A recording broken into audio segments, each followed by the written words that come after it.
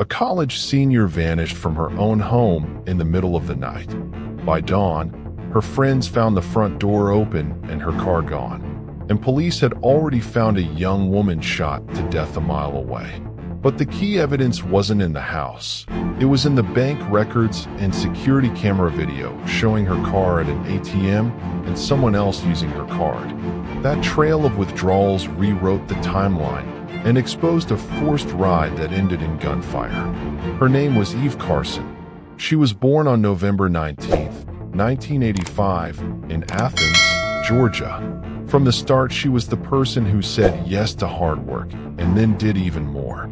In high school, she served as vice president of the student council, volunteered at a nursing home and a shelter for abused teens, worked as a congressional page, and helped in a stem cell research lab, all before graduation. She left Athens with honors and headed to the University of North Carolina, double majoring in political science and biology on a prestigious scholarship.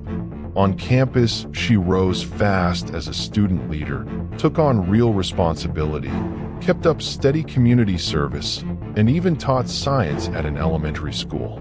Summers and semesters took her far from home: Ecuador to assist doctors, Cuba to study abroad, Egypt to join a research team. She set ambitious goals and met them one by one. Before graduation, she already had a job offer lined up with a major company. She was 22, in her final year, and living off campus with close friends. On March 5th, around 1:30 a.m., her roommates were heading out to a party. They asked her to come. She decided to stay home and study. It was a simple choice on a late weeknight. The friends left. They did not return until around 4:30 a.m. When they came back, small details immediately felt wrong. The front door stood wide open. Lights were still on. Eve wasn't there, and neither was her car. Why would she leave at that hour? Why leave the door open? They called her. No answer. Maybe something last minute came up, they thought. They waited. Morning did not bring her back. By the next day, one friend called police to report Eve missing. Detectives listened to the timeline and shared a chilling development. Earlier that morning, not long after Eve disappeared, officers had responded to a 5 a.m. call from a woman who lived about a mile from Eve's home. The caller had woken to gunshots and a scream. Responding officers found the body of a young woman lying on the ground. There was no phone, no ID, nothing to confirm who she was on the spot, only that she had been shot several times. Investigators showed Eve's friend a photo of the victim. She recognized her immediately. The missing student and the body by the roadside were the same person, Eve. Detectives built the first rough timeline from what they had. At 1:30 a.m., roommates see Eve at home studying.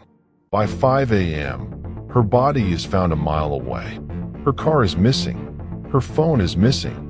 At her house, a search turns up another clue. Her wallet and credit cards are gone. The medical examiner finds no signs of sexual assault, which rules out one motive. A check of her phone records shows the last signal pinged a cell tower near a highway outside town, but the device itself never turns up and was likely tossed in the woods. Then they find something important on the computer she used for school. Forensic checks show activity until about 3:30 a.m. That means she was still at home for at least 2 hours after the roommates went out. Only after that did she end up a mile away, where she was found. News spreads across Chapel Hill. People who knew her, practically everyone on campus, are in shock. Fear rises too, because the early leads feel thin. With pressure mounting, tips pour in. Students report anything that seems off. The volume is high, but nothing breaks the case open. Bank records do. Since her cards were missing, detectives pull her account activity. What they see is precise and fast.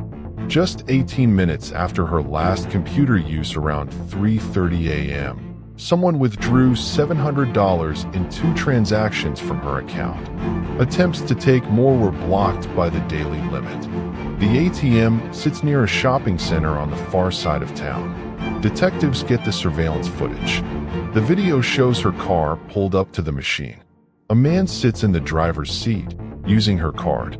In the back seat there appears to be another person. Detectives suspect it might be Eve, but the image is too grainy to confirm. Specialists try to enhance the footage and fail.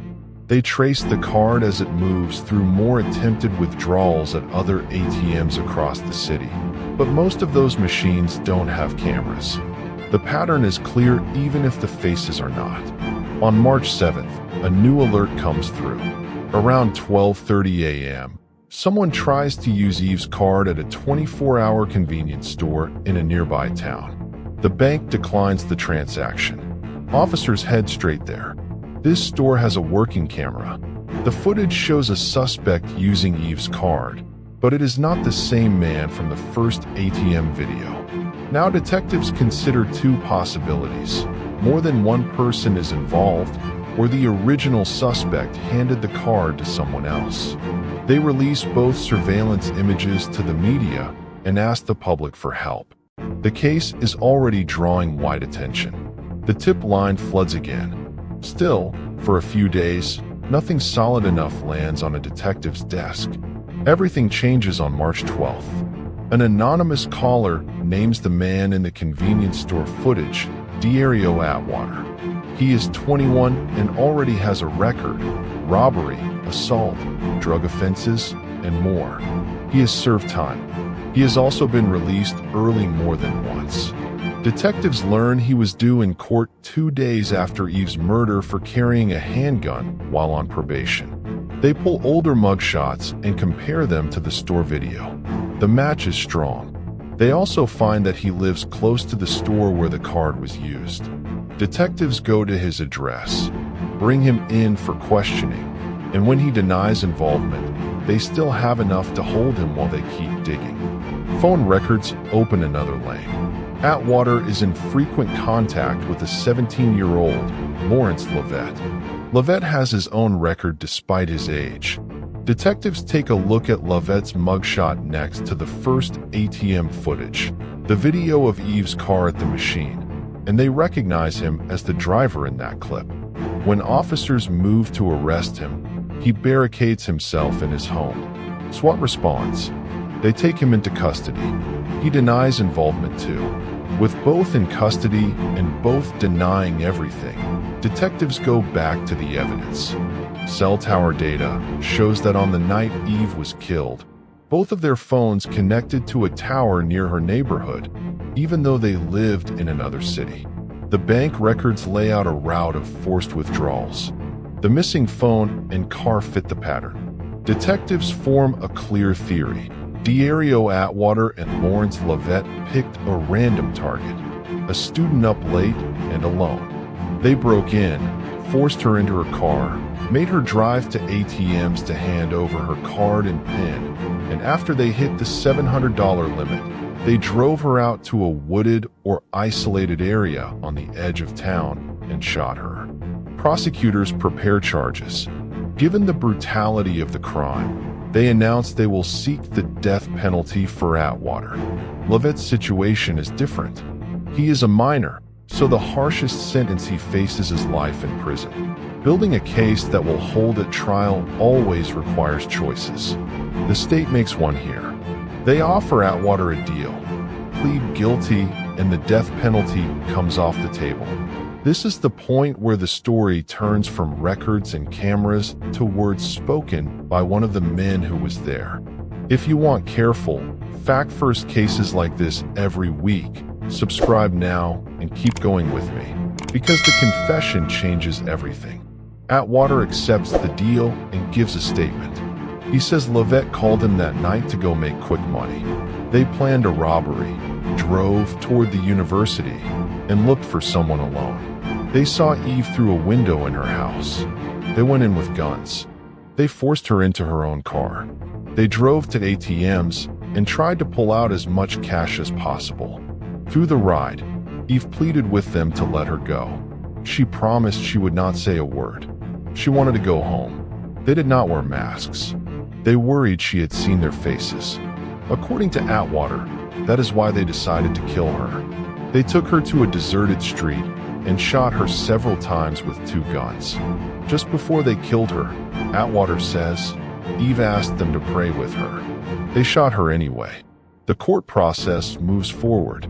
In April 2010, 2 years after the murder, a judge finds Atwater guilty.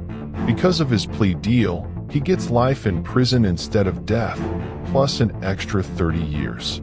After the verdict, he turns to Eve's parents, apologizes, and says he deserves the punishment. Lovett takes a different path. He refuses to plead guilty.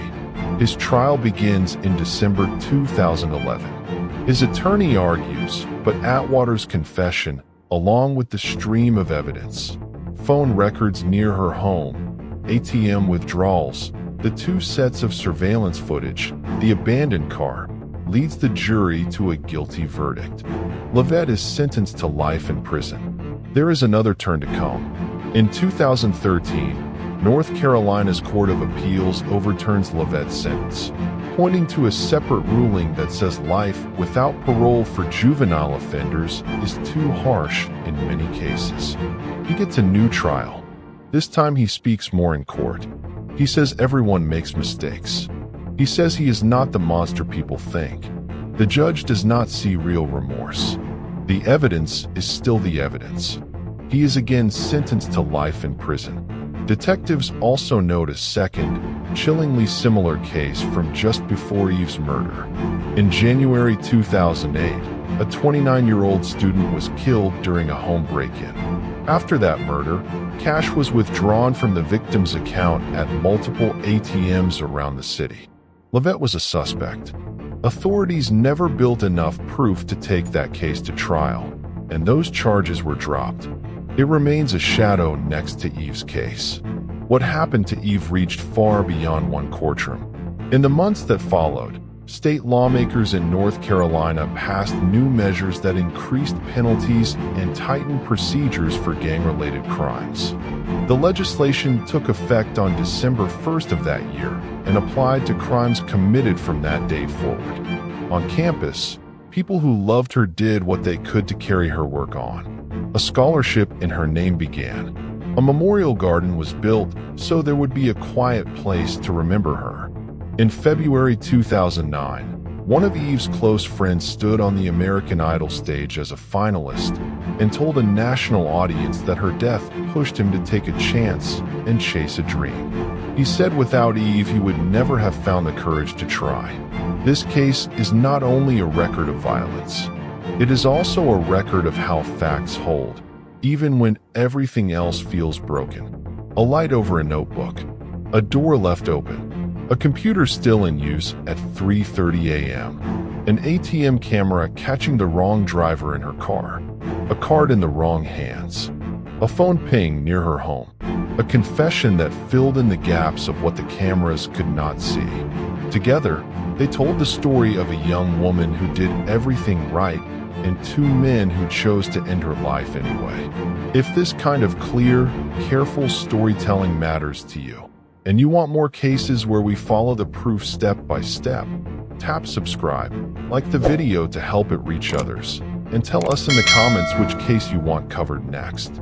Your voice guides what we investigate next, and your support helps keep these stories focused on the facts.